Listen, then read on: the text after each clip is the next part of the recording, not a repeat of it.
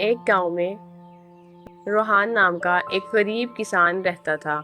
उसके पास थोड़ी सी जमीन थी जिसमें खेती करके वो अपना घर चलाया करता था। उसके पास जो कुछ था वो उसने खुश ना था। उसके घर में उसकी बीवी फातिमा और एक बच्चा असद था।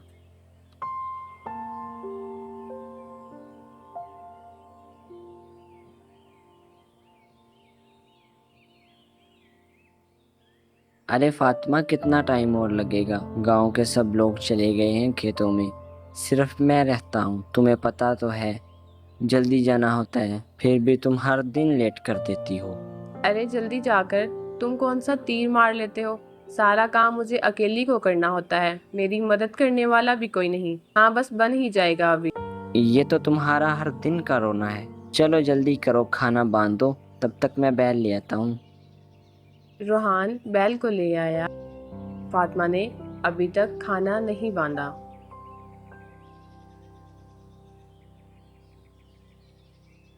हाँ फातिमा, खाना अभी भी नहीं बना क्या? बन ही तो रहा है, आपके सामने ही है। खुद बना लिया करो, मैं अकेली क्या क्या करूं। रोहान बैल लेकर खेतों में चला जाता है।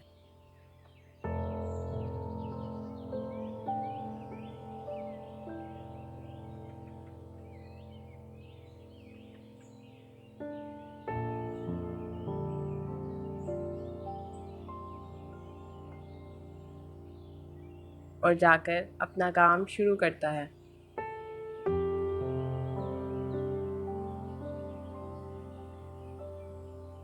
कुछ ही देर में बैल थक कर बैठ जाता है।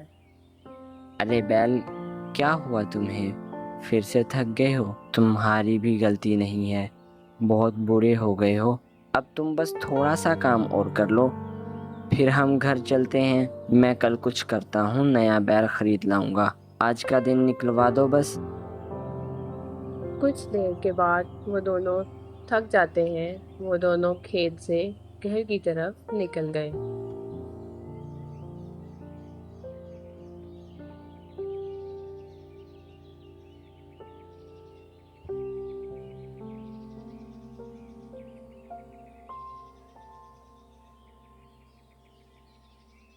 घर पहुंचकर रोहान ने बैल को खड़ा किया और खुद घर आया।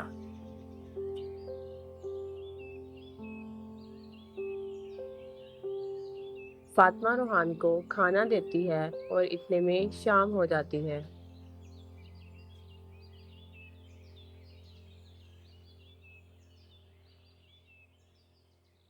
फातिमा, हमारा बैल अब और काम नहीं कर सकता। ये बहुत कमजोर हो गया है, रोज खेतों में गिर जाता है। मेरा तो कहना है कि अब हम एक नया बैल ले लें। नहीं, इसी से काम चलाओ। आपको पता है हमारा बेटा अब बड़ा हो गया है, उसकी पढ़ाई पे खर्चा करना है अब। देखो, अगर हम बैल नहीं लेंगे तो खेतों में काम कैसे होगा? कहाँ से आएंगे पैसे? हमारे पास इसी से तो आते हैं। हाँ तो ठीक है, इस बैल को बेचकर और नया ले लो।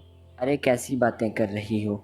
ये हमारे पुराने वक्त का साथी है, इसने हमारा बहुत साथ दिया है। अब हमें चाहिए हम इसकी खिदमत करें, इस पर खर्चा करें, हम इसको अच्छा खाना दें। और तुम ये कैसी बातें कर रही हो?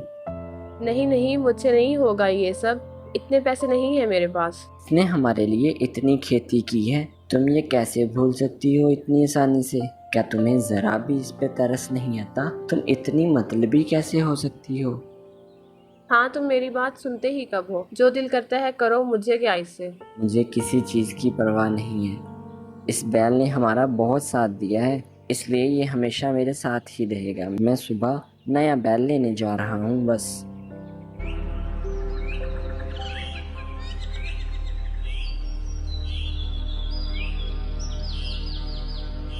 अगले दिन सुबह होते ही रेहान दूसरे गांव के लिए निकल जाता है।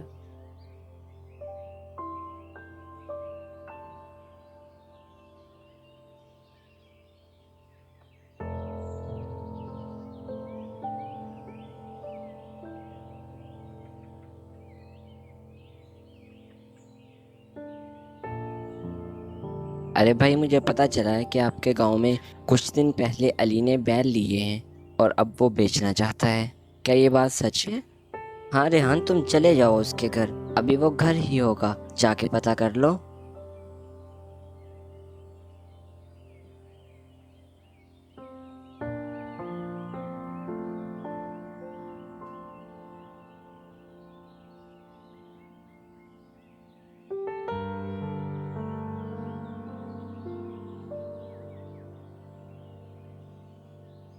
अरे रोहान भाई, आप यहाँ कैसे?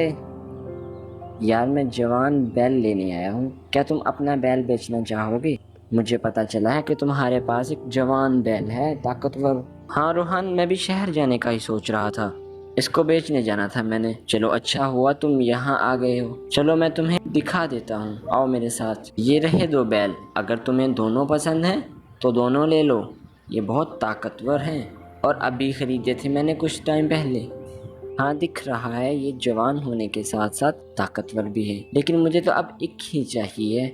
दो का मैंने क्या करना है, मेरा इतना काम नहीं होता। अच्छा बताओ इनकी कीमत क्या है? अगर तो तुम दोनों लो तो मैं ये तुम्हें 80 में दे दूंगा, और अगर एक लेना है तो वो 50 में मिलेगा। खुदा का खौफ करो यार, इतने पैसे कुछ कम नहीं हो सकते क्या? यार मैंने अभी कुछ ही दिनों पहले खरीदे हैं, अब इतना तो मेरा हक बनता है, मैंने इतना खर्चा किया है इन पर। अच्छा ठीक है, लेकिन यार हो तुम मेरे बचपन के, कुछ कम कर लो, मुझसे 40,000 ले लेना।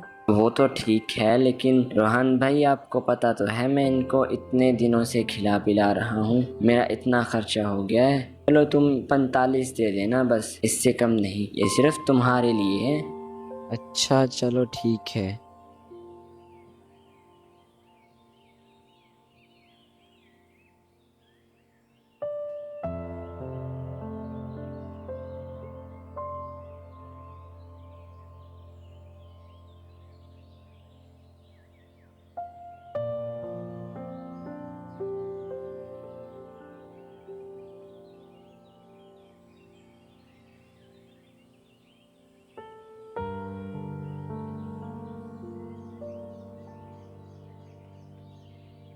फातिमा, ये देखो मैं नया बैल ले आया हूँ, देखो और बताओ कैसा लगा तुम्हें, खूबसूरत है ना?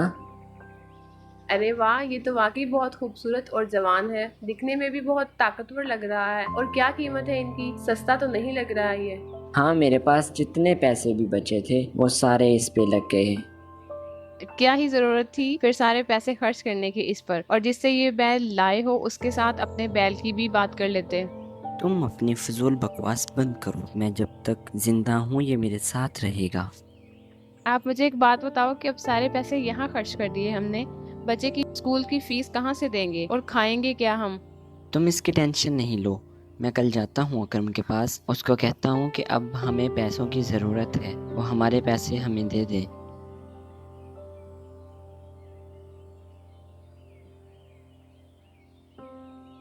फिर अगले दिन रोहान अकरम से पैसे लेने जाता है।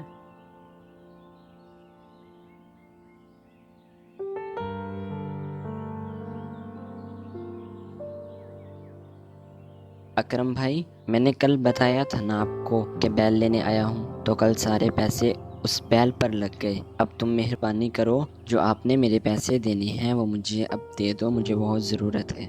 भाई अभी तो मेरे खुद के हालात बहुत ख़राब चल रहे हैं, मुझे बस थोड़ा सा टाइम और दे दो, फसल बेचकर मैं सारे पैसे उतार दूंगा, और वैसे भी हमारी बात हुई थी कि जब भी मेरे पास होंगे मैं तब दूंगा।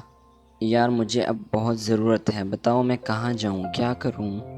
मैं एक सेठ को जानता हूँ, उससे हमें उधार मिल सकता है, आप फ़िलहाल उससे ले लें, फिर बाद में देखेंगे। वो दोनों सेठ के पास जाते हैं।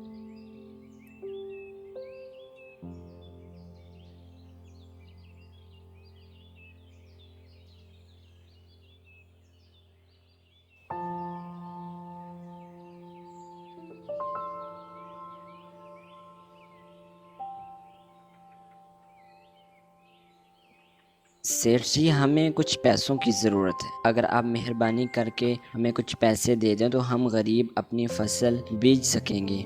मैं ऐसे उधार नहीं देता, कुछ अपना कीमती सामान गिरवी रखवाओ और ले जाओ। सेठ जी, मैं अपना बैल गिरवी खड़ा कर जाता हूँ, और जैसे ही पैसे आएंगे मैं वापस ले जाऊँगा। और आपको पैसे दे जाऊंगा। हाँ ठीक है, बैल दे जाओ और पैसे ले लो। रोहान सेठ को अपना पुराना बैल दे आता है और पैसे ले आता है।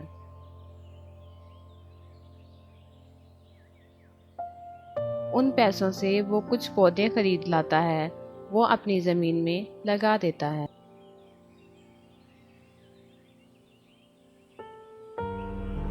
और कुछ महीनों बाद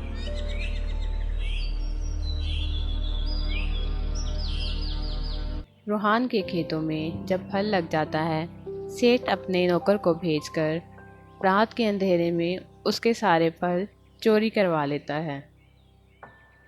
रोहान अगले दिन जाकर देखता है। हाय अल्लाह, ये क्या हुआ मेरे साथ? मेरे फल कहाँ गए? मैंने इतनी मेहनत की थी इन पर, अब बैल कैसे वापस लूँगा? तभी रोहान सेठ के पास जाता है और सारी बात सेठ को बताता है। अरे ये क्या, कैसे हुआ? पता नहीं सेठ जी, लेकिन मैं तो बर्बाद हो गया। मैंने जो भी आपसे कर्ज लिया था वो सारा इस पे लगा दिया। सोचा था फसल बेचकर अपना सारा कर्ज उतार दूंगा और अपना बैल वापस ले लूंगा। अब मेरी फैमिली का क्या होगा? रोहान वो सब मुझे नहीं पता। अगर कर्ज वापस ना दिया तो अपना बैल भूल जाना। रोहान सेठ की बात दिल पे ले लेता है, क्योंकि उसको अब कुछ नज़र नहीं आ रहा होता कि वो अब सारे खर्चे कहाँ से पूरे करेगा। उसका दोस्त अकरम भी उसको पैसे नहीं दे पाता, तो रोहान तंग आकर कुछ खाकर अपनी जान दे देता है। और फिर कुछ सालों बाद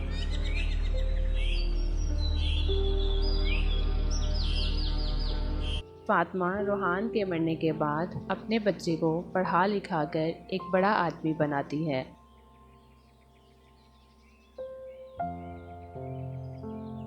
और फिर अल्लाह की तरफ से सेठ पर अजाब नाजिल होता है।